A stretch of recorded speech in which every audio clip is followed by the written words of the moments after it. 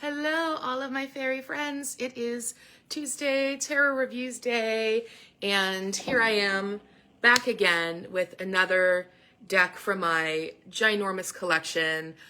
We have not done a tarot deck in a little while, and so I thought we've been doing a lot of oracle decks. I have a total of 2 tarot decks on my top shelf versus oracle decks. So I was gonna do a different deck this afternoon, but then I was like, actually, I woke up and I felt really pulled to this one. Gorgeous, gorgeous, gorgeous. When the last moon is cast. Girl, it's the Last Unicorn Tarot. And this deck, it is the crown jewel of my movie themed decks. And it is the first like specialty luxury deck that I ever owned. It was crazy expensive. In fact, I didn't buy this one for myself. It was during the pandemic and I saw an ad for this on Facebook and I was like, I need to have this deck.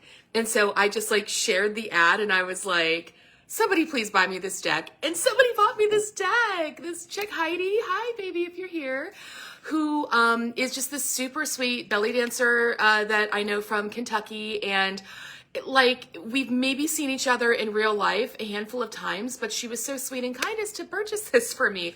And behold, it has been very well loved. And this is one of my, like back when I had like a single digit amount of decks, this was one of them. So it's one of my older ones. So let's take a look at her. She comes with a separate book and it's very pretty. It's a little bit of a showpiece in and of itself. Gorgeous, like I love the font being used. And it's a very short forward, right? Very like no real introduction. It's just like this person, basically they love this movie and they met Peter S. Beagle and they were like, I want to make this deck, and they got permission from Peter S. Beagle to make the deck. But just, it's so clear when you look at this deck that it's an absolute love letter to this brilliant movie. So I don't know, I'm sure like how many of you know this. If you are Facebook friends with me, you've probably seen this movie. If you haven't, you must. And the shadow card is the Wheel of Fortune upright, meaning, girl, go watch this movie. It will bring you luck. So, so this deck, again, all the bells and whistles, beautiful gold foil, but just look at these cards, baby. So the Last Unicorn, for those of you who haven't seen it, is this just amazing allegory of the divine feminine, where you have this unicorn and she is just living this beautiful, powerful life, but there's no one around, and she hears some humans talking about there not being unicorns anymore. And she's like, yeah, I'm here. And then she learns that she may be the last. And so she goes out to look for others like her. And she has to, essentially this rich old king is hoarding all of the unicorns in the ocean and keeping them subject to this creature called the Red Bull, which is this very, very fearsome, you know, it's bigger than them, it's stronger than them, but she has to lose her unicorn powers and become a human in order to get into the castle and get access to where they are. And she begins to forget who she is. Like, I'm just spoilers, sorry guys. And then she has to face the Red Bull with all that fear in her heart. And she does, and liberates all the unicorns. Like, this is just, and this is yay. So this is like the liberation of the unicorns. This is the sun card of this deck, right? So here's the thing, movie decks, and we saw the Labyrinth deck a little bit earlier. It's one of the first ones I did. And it's a beautiful deck, but I did have some like how much does this person love this movie? Because I'm not sure how everything correlates, but this person, they know this movie back, forward, and all the way through to the core of its bones. And as a tarot reader, especially if you're somebody who doesn't have a lot of experience, but if you love this movie, this is a great deck to help you learn, because the artist has chosen this incredibly expressive iconography. Who's the author of this deck? I think I need to look at the book. Hold on. Want to make sure they're getting their flowers here. Kaliana Nestoriandes and John Taylor, right? So here are the people responsible for this deck. And you can just tell, right, that if you know The Last Unicorn, you can look at any card and be like, yeah, this part of the movie is going to help me express to the querent something that spirit might want them to know from pulling this card. Or, you know, here, like, there's no part of the movie where she's like looking at the Five of Cups. You know, there's like 5 cups like shattered before her. So we have some traditional tarot icon, not shattered, but like, you know, in disarray around her. But like we can tell the meaning from the card by where she is. This is her in her human form, that she's in the castle where she would be looking out at the ocean, trying to remember why she was there. And like, there's this, like some things falling down around her, but things that she's not acknowledging, mainly her friends, who are there to help and support her all the time, right? So, but she's like kind of not focused on that. She's focused on the fact that we have these spilled cups under disarray. So we're getting the 5 of Cups, but we're also getting like, we're really pulling something rich out from the movie that's going to help us understand the card's meaning better. And just, I mean, the artwork is, it's spectacular. It's that very extra kind of artwork that I like, where there's a lot going on. But just like, it's the aesthetic of the movie, right? Which is very fairy tales, like twining limbs and gorgeous rays of light sparkling off of water and trees that are really gnarly and twisty, and those beautiful cool blues and purples that just make the movie itself this incredibly, you know, spectacular, you know, artwork in itself, right? Like the movie itself is just, it's so beautifully drawn. It's beautifully animated, sinuous, undulating lines, beautiful, like colors that aren't super saturated, but they're cool. So it's not like this candy-like sort of pastel. It's like this beautiful coolness, but not a lot of richness. It's not so saturated that you're overwhelmed, but there's this coolness that kind of gives you this distance that, in my opinion, kind of brings us into the psyche of the unicorn. So I could talk about this movie for a very long time. I could sing the entire soundtrack for you. I am an absolute nerd when it comes to this movie, right? Like, look at how Queen of Cups is Molly Grew right here, right? Oh my God. How dare you come to me now when I'm this? Like, please. So if you know this movie, you will enjoy this deck, and it is worth every conceivable penny. Like, look in your couch and be like, here's like 75 cents that I can put towards this deck. She deserves it. She deserves your love. She deserves your attention. She deserves your flowers. So I wonder why she called out to me today, because I was fully intending on doing something different. Oh, let's see what she has to say. Oh, honey, this is 4 cards. Oh. So she's giving us 4 cards here. So I'm going to take a look at what we have here. We have Judgment, right? And this is where, so Judgment is number 20 of the major arcana. And this is where, like, things are coming to their completion. Like, Schmendrick has waited all of this time to find his power and to find his magic. And now it's like beyond the 11th hour, like the clock has struck midnight, kind of literally, because that was part of the puzzle that they needed to end.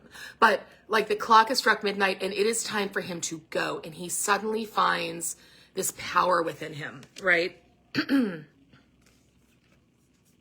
We have the Hanged Man, periods of like waiting, periods like pauses, right? And this is like the harpy who is kind of laying in wait, right? Like, I caught you. We have a reversal of the hermit. So the unicorn who is alone, but she has, like, look at her horn, right? The hermit is somebody who walks alone, but also in many ways walks in front of, right? Because they're usually depicted with like a little bit of light with them. And here, her little, like instead of a lantern, it's just like the light of her horn that is guiding her, right? But she may not know that she is guiding others or like seeking to liberate others, right? Like she's on this journey to liberate, but we have this reversal here, right? So we have like energy that's blocked. And then we have the 10 of coins. So 10 of coins is like wish fulfillment and comfort. And so I want to read these cards the way they came out, which is beginning here with, I want to talk about, oh my God, okay, I'm getting it here. This is very interesting. So here with these two cards, we have this idea of like comfort and comfort zones, right? Because this is being expressed in this deck as that miserly king, right? But his son, who is like kind of a good guy, but maybe he's at this point where he has some stuff to learn. He's at a point of innocence. And right now, like, we're in this space where we're kind of hoarding our riches. Maybe we don't know what to do with them. Maybe we don't know how to use them. But we have this journey, right, where we are providing our own light, and it may not be enough to light the whole area, but maybe it's enough to light the steps in front of us. And it's like, I'm in this comfort zone, and maybe there's this journey I need to take, and maybe I need to leave my forest, but it's dark and I don't quite know what to do, right? Believe that there is this light here, the light of the star, right? Usually it's whatever the star looks like in a tarot deck will be in the hermit's lantern. It's like the light of the star that is kind of encapsulated, right? So there's like this hope, right? So it's like finding that hope that kind of lights your way down your path so that you have the bravery to leave whatever comfort zone this might be, right? The Hanged Man, periods of wait, periods of pause, maybe understanding that you don't have to be completely ready to go off on this journey. They're telling me to let that land.